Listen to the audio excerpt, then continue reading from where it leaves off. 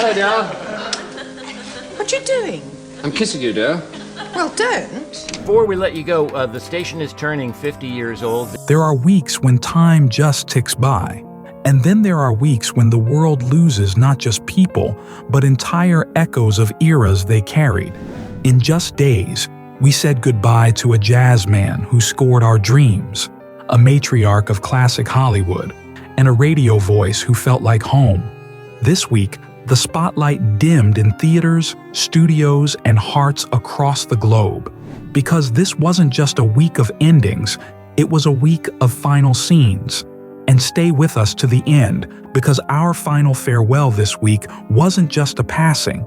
It was a moment between mother and daughter, one last breath shared in silence and love. To the heartbeat of the Grateful Dead, she added soul. Donna Jean Godchaux-MacKay passed on November 2nd, age 78, after a long battle with cancer. Before the Dead, she lent her voice to Elvis's Suspicious Minds and Neil Diamond's Sweet Caroline as a backup vocalist. But it was on stage with her husband Keith and the Dead that she carved a new path, a woman at the center of a cultural storm, wailing truth into psychedelic skies.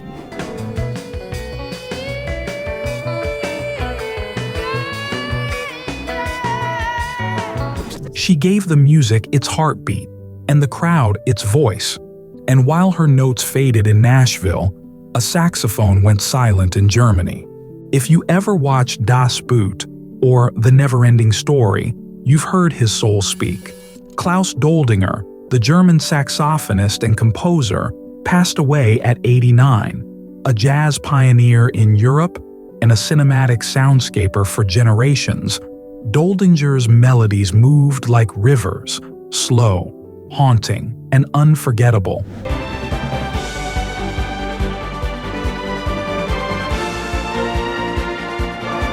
He made jazz a language everyone could understand, and then took it into fantasy. And across the channel, a filmmaker who broke every rule took his final bow, the rebel of the real. Peter Watkins, creator of The War Game and Punishment Park, passed away at 90, just one day after his birthday. His pioneering docudramas blurred truth and performance, angered governments, and won Oscars.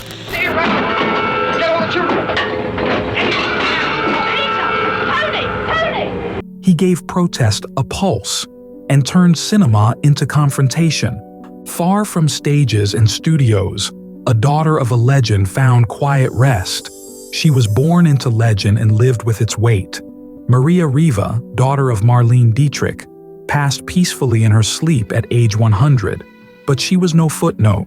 She earned Emmy nominations of her own and authored one of the most unflinching books about life behind the Hollywood curtain. I was walking down the street with my mother, and a woman comes up to my mother and practically falls on her knees and looks up at my mother as though she would in a church. She showed us the cost of glamour and the courage it takes to tell the truth. And not far away, Philadelphia lost the voice that raised a generation. If you lived in Philly, you knew the voice. Pierre Robert, the beloved WMMR radio DJ, was found dead at home at age 70. From the 80s through 2025, he was the city's daily dose of rock, peace signs, and brotherly love. My name is Pierre Robert, and I am a DJ on the radio, playing rock and roll records and CDs and computers, and 36 years I have been on this radio station. He didn't just play the hits, he stitched them into memory. And over in New York, a spiritual giant laid down his badge. He served the NYPD for 6 decades through riots, heartbreak, and history. Rabbi Alvin Cass, the department's longest-serving chaplain, passed at 89. His was the voice of comfort in chaos, reason in grief.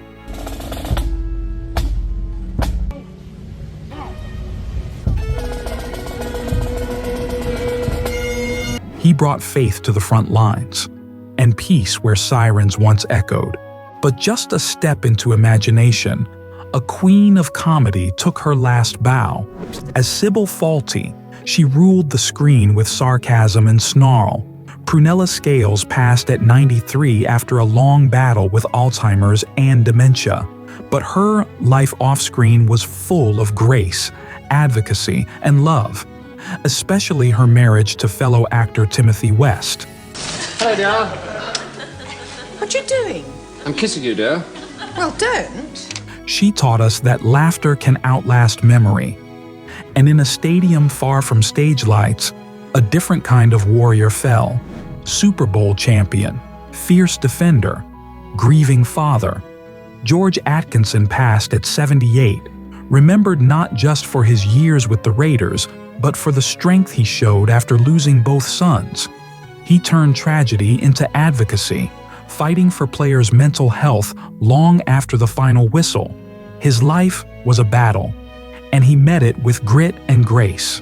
The drumbeat of life slowed further, and then stopped. The Savannah community continues to mourn the passing of one of its greatest athletes ever, longtime Oakland Raiders standout George Atkinson.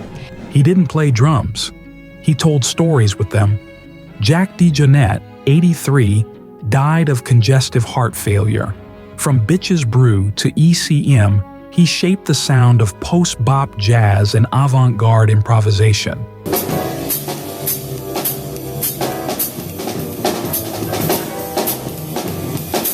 He made silence meaningful because he knew when not to play.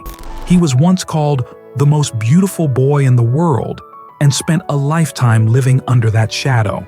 Björn Andrésen, who became an international icon at just 15 for his role in Death in Venice, passed away on October 25, 2025, at the age of 70.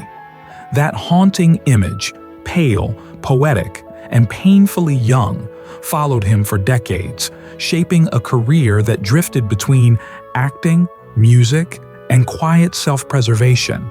In later years, he reclaimed his narrative with the documentary The Most Beautiful Boy in the World, revealing the toll of early fame and the fragility behind the myth.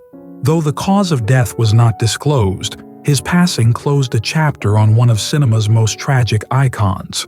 He wasn't just a face. He was a warning, a wonder, and ultimately, a man who outlived the myth. He was the anchor of the New York Jets' offensive line and the heart of its locker room. Nick Mangold, former Pro Bowl center, died on October 25, 2025, at just 41 years old due to complications from chronic kidney disease. For over a decade, he protected quarterbacks and paved running lanes with unmatched grit, earning the respect of teammates, fans, and rivals alike. Off the field, his humor and humility made him a beloved figure in the football world and a mentor to young athletes navigating life after the game. His death came far too soon, a reminder that even giants can fall without warning. A beloved member of the Jets family was laid to rest today. Nick Mangold was just 41 years old. But for those who watched him play, Mangold will always be remembered as the man who never let anything get past him. Until now. He was the gentleman of British soaps, steady, familiar, and beloved across generations.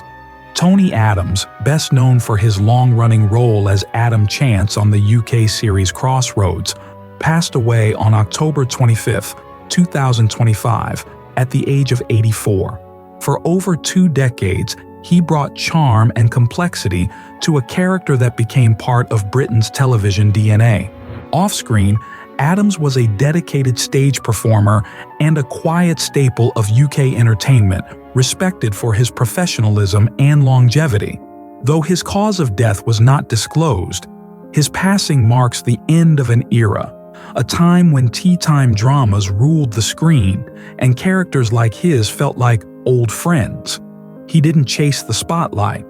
He simply stayed, and in doing so, became unforgettable. But the deepest silence of the week was the most intimate. Emotionally, mentally, and physically. This would be a fairy story. I exploded. One final breath in a daughter's arms. She was grace in motion, fire in dialogue, and love in every role. Diane Ladd, the 3-time Academy Award nominee, passed away at 89. Her career stretched from Chinatown to Wild at Heart, but her legacy is just as defined by her courage, surviving illness, heartbreak, and Hollywood itself. Her greatest collaboration was with her daughter, Laura Dern, with whom she shared not just the screen, but a deep, evolving friendship. She died peacefully at home in Ojai, California, Laura holding her hand. The curtain closed, but not before one final scene of love, unscripted. Each name, a chapter, each life, a lyric, each echo, remembered. If their stories touched you, keep them alive. Subscribe, share, and join us each week as we remember the lives that shaped our world.